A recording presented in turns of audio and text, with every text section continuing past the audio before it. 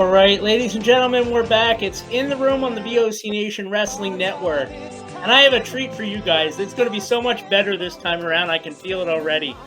Joining us right now, ECWA veteran and a member of the 2024 Super 8 class, March 23rd, Morganville, New Jersey. Joining us right now on the line, Mike Blake. Mike Blake, formerly Travis Blake, for those who may be familiar. How you doing tonight, Mike? Very good. How are you? Oh, good. You sound so much better. I'm glad we have connection. Oh, me too. Me too. I felt horrible to end it like that. It just seemed like such a waste. It's okay. Hopefully I'm not keeping you up too late tonight. Oh, no. We'll be fine. Don't worry about me. But it's so great to have you here. It's probably been 15 years since I've talked to you, maybe a little less, but somewhere around there. We kind of were jumping around with different stuff. But basically, my understanding is you were supposed to be part of the tournament years and years and years ago, and you're finally getting your chance to cash in. How are you feeling about that? Excellent. For those that don't know, Jim Kettner pulled me aside in, am I getting the date correct, 2010, about the upcoming 2011 Super 8, like right after the 2010 one ended. He pulled me aside and said, Mikey, I would really like it if you did next year's, which was really cool. I was super excited about it. And then obviously plans got derailed. But I don't know if you want to jump right into that or where you want to go. I was kind of having the flow of the interview go by your questions, and we talked already. So now I feel like we're really going to hodgepodge and jump around now. No, I mean, well, we'll do our best to kind of stay on point with everything. But obviously, for a lot of these competitors, the Super 8 is a huge kind of checkbox thing for them, in their career. It's something that they really kind of shot for. Was that the case for you? Super 8, ECWA, being a part of it? When I originally got into wrestling, no. Just because I had a very self-defeated attitude. I had a lot of self-esteem issues, which I've kind of learned is everyone in wrestling, which is probably why we get into wrestling. Right. But I clearly know I'm not alone now. But I thought it was some unattainable goal. Like the Super 8 was the biggest thing, at least in the independent level at that time. And in a way still kind of is. And when I first started wrestling, no. When I first got to ECWA, yes, I completely flipped and, stepped in an ECW ring and went, I can do this. This is why I'm here. I need to, get my footing, get my bearings, climb that mountain and get in it. How much has wrestling changed over the years since you kind of got into it? It's a very subjective and very loaded question. Sure. I have always tried to just make sure that with wrestling, I was making money. I don't want to sound like an evil capitalist, but if you get into wrestling and you've been doing it for years, like when you just start out, it's different. If you've been doing it for years and you're still losing money, there's a problem. If your wrestling payday is less than your gas and tolls, there's a problem. Even if you do a show and you get less than your preferred amount, push merchandise, push something, like have something else that you can market while you're there at the show. Promote yourself, sell your merch. If you got a smaller payday but sold a bunch of t-shirts or 8x10s or sunglasses or stress balls, whatever you can put your name on, if you sold it, you did good. Like, sorry, jumping around, like at Right Coast Pro, I started making homemade candles when I had kids. I don't know why. Nice. So I sold candles that said smells like success and cinnamon. And I put my name on it and people would buy them. Like, you want to get to a level where you're at least making something. Because whatever your passion is, if you're into music, if you become a big rock star or just teach kids private lessons, you're doing music for a living. Like, you made it. It doesn't matter that 30,000 people don't see you. If you can buy a house with that income, you made it. Same thing with wrestling. If, you're making something and you're not going to a day job on Monday, if you're a sanitation worker, guidance counselor, something else, you're not a wrestler, you're an accountant. But if you make enough where that's all you do is the wrestling, then you're a wrestler. No, it's really smart. And a lot of people don't look at it that way. A lot of people just think like if they're able to just get in the ring, even if they're operating at a loss for the night or for even longer, that it's okay just because. Then it's a hobby. It is a hobby, sure.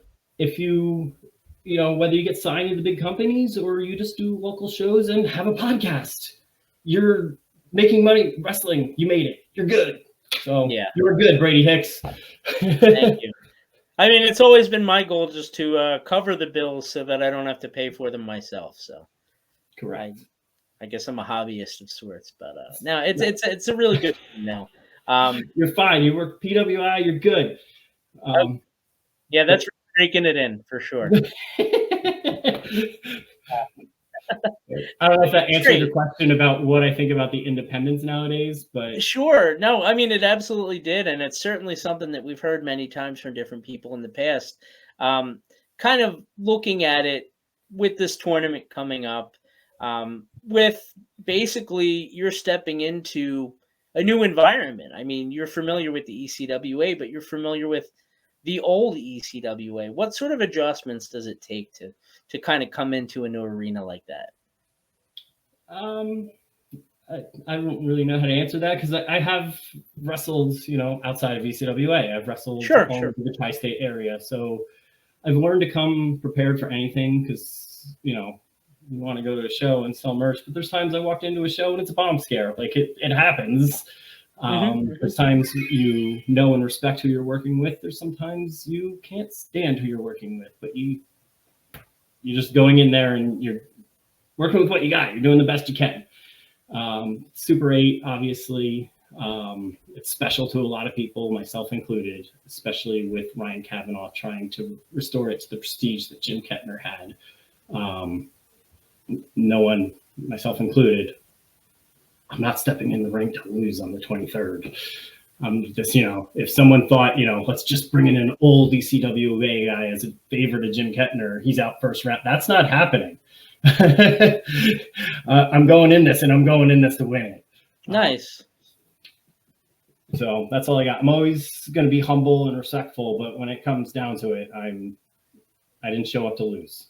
Well, one of the things I noticed about this year, a lot of times you'll get like 8 really young guys. And I'm not saying that you're old, but there's definitely a veteran presence there.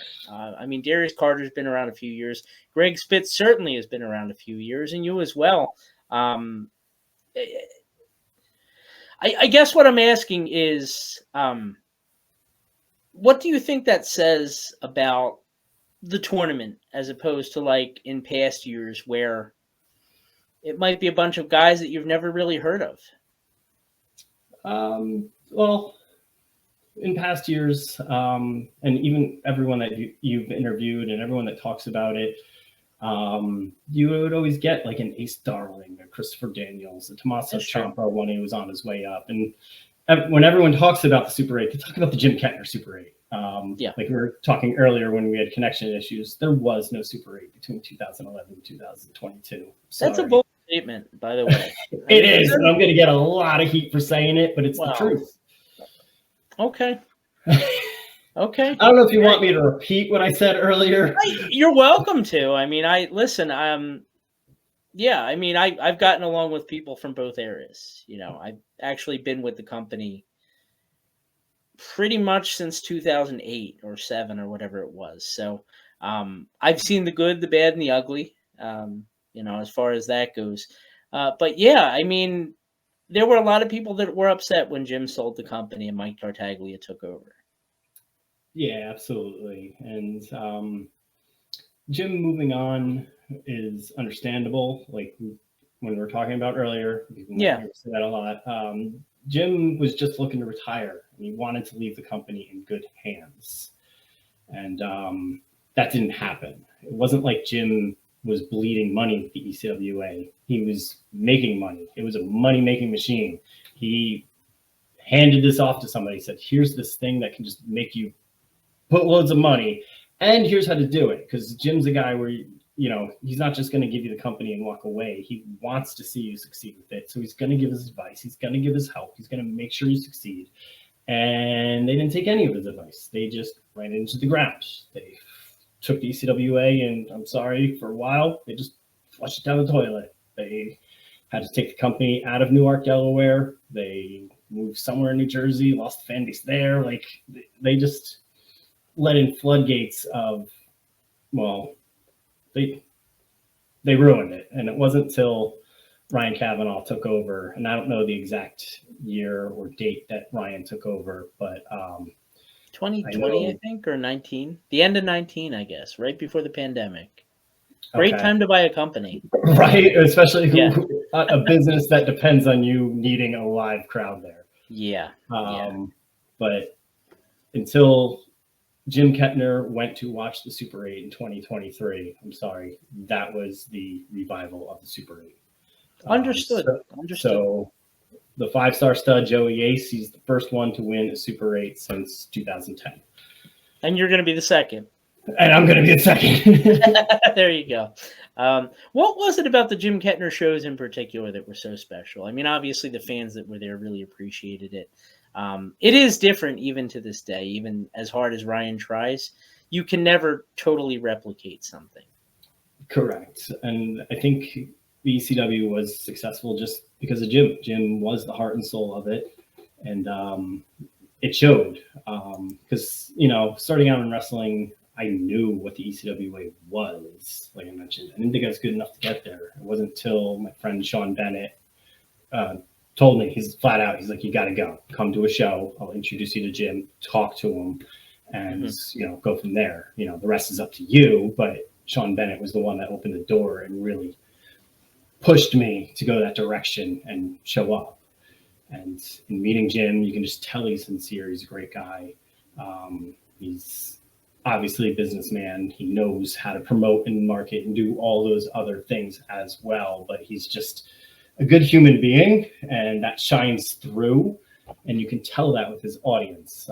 He's also very smart when it comes to the wrestling business, because one of the things Sean said after the fact, after I started there, he pointed out about Jim being very smart marky before every independent was smart marky, but Jim was smart enough to go back to family-friendly events way before anybody else. Jim had a very family-friendly atmosphere when I was there, whereas every other independent is still, to this day, trying to relive the Attitude Era.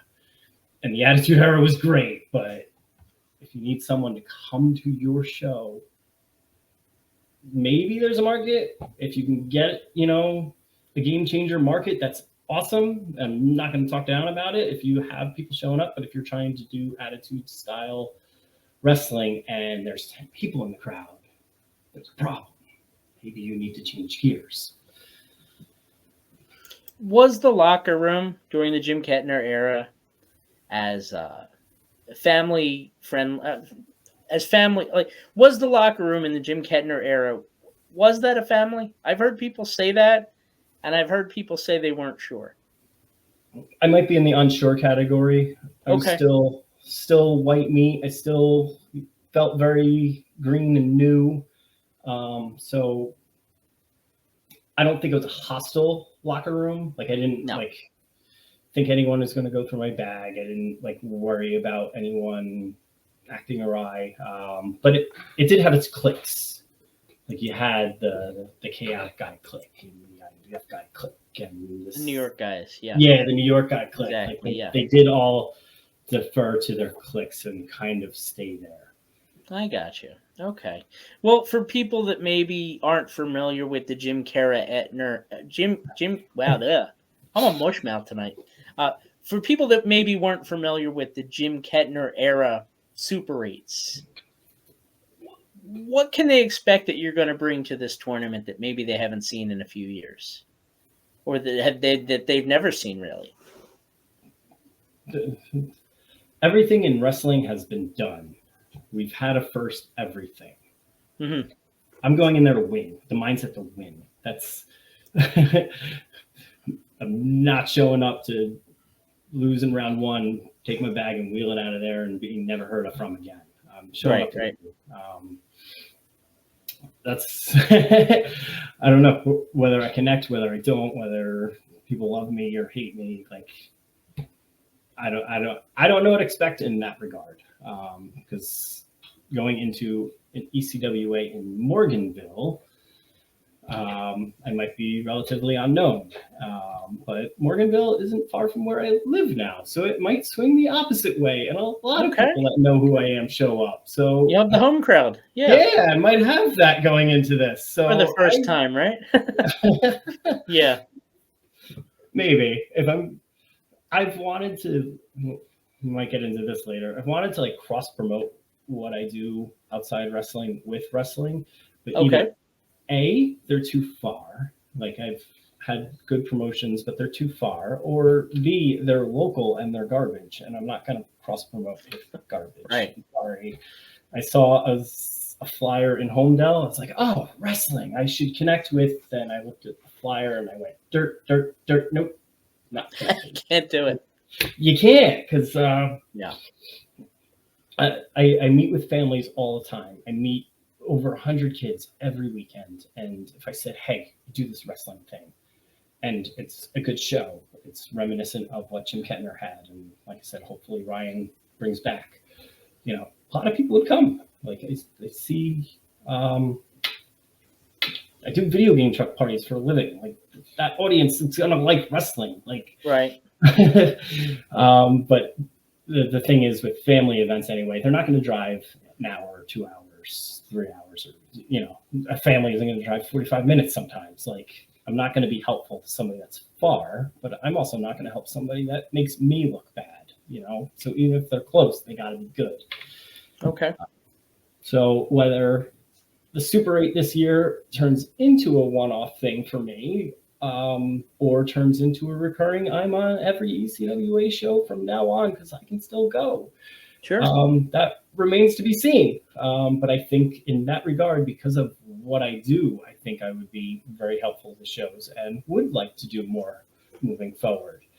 But I'm also self-aware that with my video game truck, I'm turning down more events than I can take on. I'm that busy. So I don't need to cross promote, but I would like to. I'm always going to have a soft spot in my heart for wrestling and would like to intertwine the two and have the two together. So I gotta ask, what is a video game truck? So I have a 32-foot trailer loaded with video games from the PS5 to the Xbox Series X to the Nintendo Switch, and I even have some arcade games in there like Pac-Man and Street Fighter 2.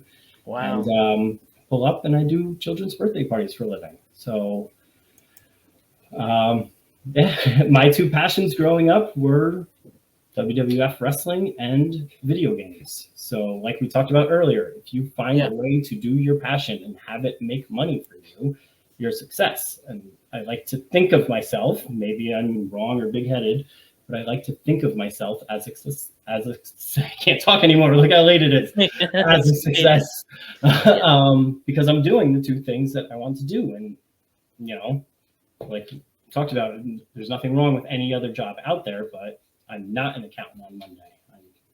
I'm master of the multiverse, like you put on the bottom of the screen. That's who I am in and out of the ring. Going from the video game to the wrestling ring, back to the game truck, and that sort of thing. And it's not like I stopped wrestling when ECW was sold off. I kept going. I went to Coast Pro. I went to a bunch of other places. I most recently did Spartan Championship Wrestling not too long ago. So I haven't stopped wrestling. I'm still going to this day. It's interesting. Kind of crazy. Yeah. Yeah. No, that's cool. So we were talking about the Super 8 tournament before, in particular the Jim Kettner era ones. So we're both going to be stuttering messes by the end of this. Oh, I know. But I mean, this has just been great, and just the memory lane stuff has just been amazing, Mike. So one thing that they were known for was not being garbage, right? And I think that this year has a really strong field. It's got a good mix of veterans and younger talent as well. Is there anybody in particular that you maybe are looking forward to locking horns with? I mean, the 8 look great. Everything's great, but I don't have anyone in particular. I'm just ready for anything. Okay. Because obviously, you know, with wrestling, something could change the day of. I saw today that someone was injured and the card has to change. It's changed like 3 times already. So, yeah. It'll be happens. interesting to see who the replacement is. It'll be interesting to see, you know, if there aren't changes made the day of. I'd be surprised. But with wrestling, you know, something card subject to change, and usually does. But I will be there on the 23rd, and I will be there to win. Well, you mentioned, you know, during your ECWA tenure that Super 8 was huge for you. Have you had that kind of pinch me moment during your career? Look back on, be like, wow, I can't believe I did that. Have you had that? I'm still having those. Okay. I mean, do you want to keep bouncing around? Or you want to go in chronological order? Because ECWA, Whatever. As much as like we talked about, Jim kind of went back to the family-friendly era way before anybody else, and he might still be one of the few, you know, that did. But when it came to the Super 8, that got everybody, families. It got the smart marks. It got everybody's attention because the Super 8 was special. You knew they were putting it all on the line, and you knew Jim was going to fly in people. He was going to fly somebody in for the tournament. He would have a name or two in there, and without getting criticized too much, Jim was cheap. Anybody that met him, talked to him. But when it came to Super 8, he was going to splurge. He was going to make it special. He was going to fly people in. He was going to make it special. You knew it was on that night. And even the guys that weren't picked were 100% okay with, you know, being in that 6-man, 8-man tag, kind of, you know, that filler spot on the show, because you know you have to make way for the Super 8. Sure. No, that's cool. Now, for people who either haven't seen you for a while or aren't familiar with what you can do in the ring today, what can people expect from the Multiverse, Michael? Had to work that in there. Well, I'm not going to cut my hair, so don't expect that. Okay. I don't know why the last couple shows people chanted "cut your hair" and "who's your boss." You were so clean cropped when I knew you. It was funny. I was. Yeah. What happened? I don't know. We'll get older. But if I had hair, I'd do it like yours. You just need one. You just throw one. You're fine. That's all it would be. You don't need. Gotcha. But yeah, I hate answering that question because I don't know. I don't want to say, you know, promise something I can't. I don't want to refer to my wrestling as an art. If I hear one more wrestler refer to their wrestler as an art, I'm gonna like Jim Carrey when he can't vomit. He's like, it's not an art. I'm coming in to win. I always want to promote myself, market myself. I want to sell merch at the gimmick table. You know how you do all that? By winning matches. Okay. And there are a lot of ways to win, by the way, but I have a feeling you're going to have success in the ring. I hope so. Yeah. You know, after ECWA folded, because ECWA, I always feel like that's where I was just starting out. That's where I was just becoming, getting a little bit of confidence, and that came from Jim. Just Jim being Jim, and Jim being a great human being. Like we talked about when we had the bad connection issues, the match with Fred Rosser, literally right before he got signed, was like, and I wrestled Fred 1,000 times, and it was the first time with the roles reversed in front of a large crowd. Like it just made me be confident because I was like, all right, I can take it to this guy, and I know it's going to be fine. Everything's going to be good. And it was just the start of my confidence. And it wasn't until Right Coast Grove formed in the ECWA area after the second owners bought it. And granted, Jim had nothing to do with it. You can tell there was a lot of Jim and Kettner influence because JJ and Lisa did a great job. They were ECWA. JJ Crew Guy was an ECWA original, and you clearly took on a lot of that Jim Kettner influence and put that into his promotion. So it was really nice. And that's where I really felt like I came into my own because I started calling myself the WrestlePreneur, like, because being an entrepreneur was real, and it started catching on. And I've never been a politic guy. I've never like gone to promoter and been like, I need to do this, put me in this. Blah, blah, blah, blah, blah. I was always just show up, do your best, make the best out of whatever you're put in, and good things will come, good things will follow. And that's what I did with Right Coast Pro. And I think when they started, they kind of just expected me to pick up where ECWA was leaving off, where I was wrestling against the Chick Magnets and had a feud with Mozart. Then, I mean, there was a hole there, you know. I mean, because yeah, but then all of a sudden, I was doing no DQ matches with Chris Steeler, and I was in a ladder match, and I was doing all these things, and I like started to, and then I was in a loser gets a pie in the face match, which clearly had Jim Kettner idea written all over it. And I think it was around that time that Jim like showed his face at a show. Like I think Jim wanted to see that it was, you know, a good quality show before he would show his face at another wrestling event. Right, right. Again, he didn't start it. He clearly had a student of the game that had his influence. But pie in the face match, and it's on YouTube. You can find it. And it was shortly after that event that JJ and Lisa approached me, and it made me feel special because they sat me down. They're like, we have all these guys, whether it's chaotic guys and New York guys in this group, and they're like, you're the only one that can work with all those groups, and it comes out great. Which made me feel really special and really weird because I never got a compliment like that in wrestling. Okay. People don't tell you when you're doing good. You don't know. You either are just lost or you have a self-delusion idea that you're good and you're not. But having some like the promoter come to me and they even met with me. He was trying to get a developmental going, like a school, but he never got an actual building. And he invited Jim, and Jim sat me down and said the same thing. And I was like, this is too real. Like, I'm not used to this compliment stuff. But it was like a show or two after they did that they were like, we want to go in the direction of you. Like, we want to put you in all this stuff. And again, I've never been a politic guy and said, I need to do all these things. So someone coming to me and saying these things, and it was literally right when I was on my way to pick up the video game truck. And I was like,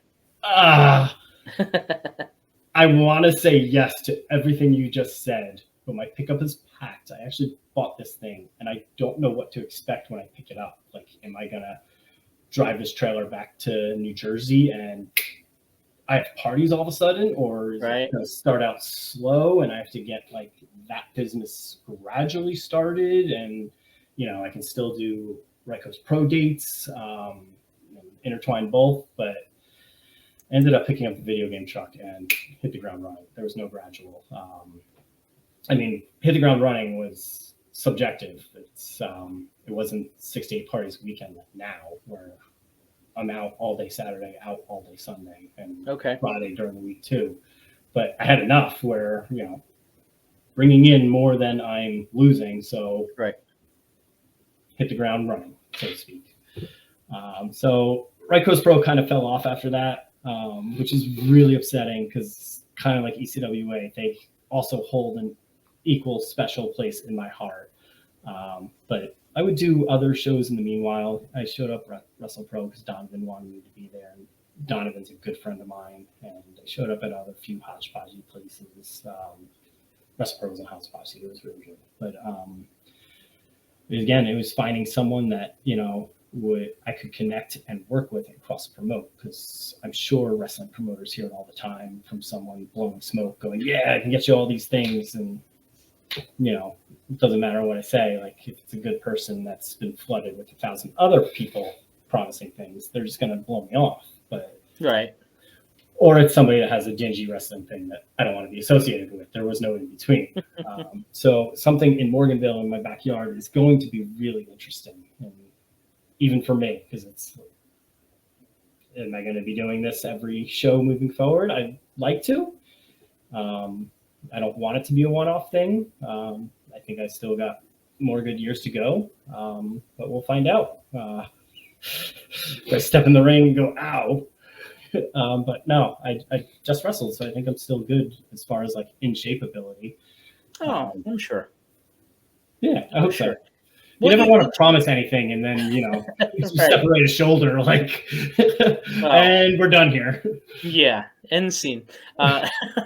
Right. No, I totally get it. You talk about, having maybe a couple more years left in you. Uh, what do you see ideally? What would come out of this tournament? What would be the ideal scenario for you in your career?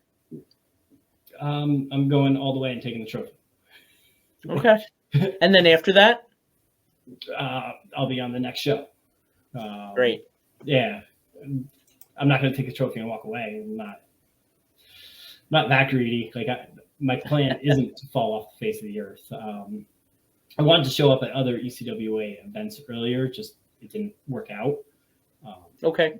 So maybe I should have talked about the dates that are coming up following the Super 8, just to make sure I can do them. But I would like to do them. They are, something I'd like to do. But yeah, as far as like, oh my God moments, it's really ECWA and Right Coast Pro that always have special moments. But the other thing, this is off topic, so Okay. the Thursday before the Super 8, the March 21st, I was invited to Children's Hospital of New Jersey, and it's to present one of those big novelty checks for charity fundraising. Okay. For money that I raised for the hospital. And that's an oh my God moment, because never in my wildest dreams did I ever think I would be holding a big novelty check for a charity and presenting it to them. That's something surreal. So we'll see how that goes.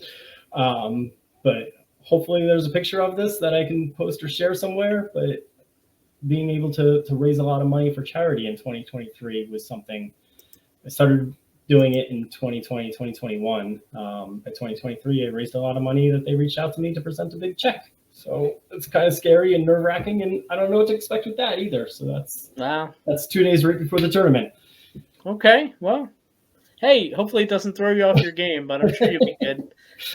Michael, before we let you go, and you've been very generous with your time tonight across 2 different interviews, unfortunately, one of which people really aren't going to get to hear. But this has been amazing, and it's been great to catch up with you and to learn a little bit more about your story. Before I let you go, would I be able to ask a favor? Of course. Okay. Would you be able to record, we call it a bumper, basically, to play on the beginning of the show? You would just say who you are, tell people they're listening to In the Room, and then we'll have you on your way. Okay. In the room with Brady Hicks, or just in the room, period? You could throw in Brady Hicks, sure. I'm never hesitate to put myself over. Well, you're carrying the podcast, so I feel like you got at this point, yeah. Thank you. Yeah. So just you're the master. Just tell people who you are and remind them what they're listening to. So I get like a countdown? Are you going to throw it to me? Or I can do that. I can do that. Yeah. 3. Welcome, everyone. I'm the Master of the Multiverse, and you are in the room with Brady Hicks. I like that. Thank you so much, man. Thank you. Thank you for having me. It was always good to catch up with you. I'm glad we were able to do this tonight. So.